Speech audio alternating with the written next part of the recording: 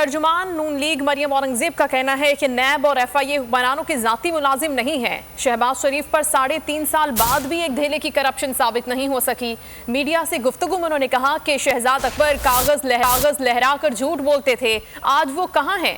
انہوں نے الزام لگایا کہ عمران خان فرنٹ مین کے ذریعے کرپشن کرتے ہیں۔ شہباز شریف کے بغض میں، حسد میں اور خوف میں ملک کا ہر ادارہ استعمال کیا۔ اداروں کے سربراہان کو اپنے دفتر میں بٹھا کر شہباز شریف کے خلاف کیس بنانے کی ہدایت کرتے رہے۔ ایک پورا department ARU acid recovery unit وزیر اعظم ہاؤس میں بنایا، جہاں وہ ٹاؤٹ شہزاد اکبر یوں کاغذ لہرا کر شہباز شریف کے خلاف جو گفتگو کرتا تھا، آج کدھر ہے؟ آج کدھر ہے وہ شہزاد اکبر صاحب جنہوں نے اربوں کی منی لانڈرنگ کو ثابت کرنا تھا جو شہباز شریف نے کی؟